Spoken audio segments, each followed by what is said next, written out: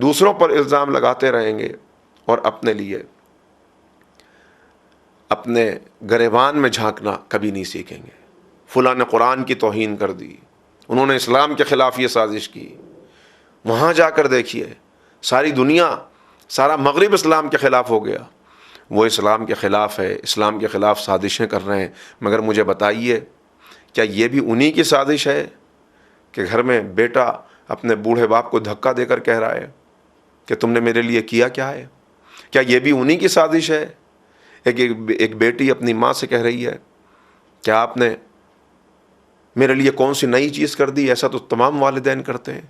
کیا یہ بھی انہیں کی؟ یعنی امیر بھی بگڑ گیا، غریب بھی بگڑ گیا، یہ بگاڑ معاشرے کے اندر آ گیا۔ ان تعلیمات سے دور ہو جانے کی وجہ سے بڑی آسانی سے یہ کہہ دیا جاتا ہے کہ ارے امیری کے ساتھ تکبر آ جاتا ہے، خرابیاں آ جاتی ہیں، لیکن مجھے معاف کیجیے گا، آپ کا ریڑھی والا بھی کم بگڑا ہوا نہیں ہے، جو اچھے اچھے پھل سامنے رکھ دیتا ہے اور اس کے بعد جب تولتا ہے تو اس کے اندر تمام داغی پھل تول دیتا ہے۔ تو کیا کہاں چلا گیا وہ اخلاق؟ کہاں چلا گیا وہ کردار؟ کہاں چلا گیا؟ چلا گیا، رخصت ہو گیا، اس لیے کہ یہ تعلیمات یہ صرف کتابوں کی زینت بن کے رہ گئیں، لائبریریز کے اندر محفوظ رہ گئیں۔ ان کو سنتے ہیں مگر صرف سننے کی حد تک، یہ کانوں سے آگے بڑھ کر دل کی دھرتی میں اترتی نہیں ہیں کہ دل کی دھرتی میں اگر یہ پیغامات اتر جائیں تو پھر تقویٰ کی کھیتیاں پیدا ہونے لگیں، پھر دوسرا ہی ایک معاشرہ بن جائے، پھر ایک دوسرا ہی انسان لوگوں کے سامنے آ جائے۔ مگر وہ بات جو میں نے آپ کی خدمت میں شاید دوسری یا تیسری تقریر میں عرض کی تھی کہ ہم نفاق عملی کا شکار ہو گئے ہیں۔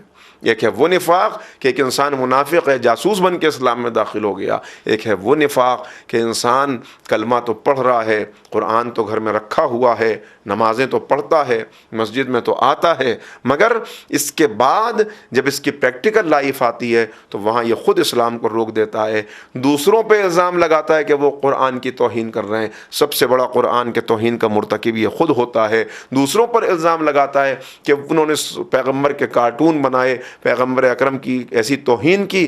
بھلا کوئی کیا اس کی توہین کر سکتا ہے کہ جسے اللہ نے عزت عطا کی ہو، جسے اللہ نے اپنا حبیب کہا ہو، مگر یہ توہین ہم خود کرتے ہیں اس اعتبار سے کہ پیغمبر نے جتنی قربانیاں دیں، پیغمبر نے جتنے مصائب اٹھائے، اس لیے کہ میری سنت پہ چلیں، ہم اس سنت کو دن اور رات پامال کرتے ہیں، ہم ان تعلیمات کو دن اور رات فراموش کرتے ہیں۔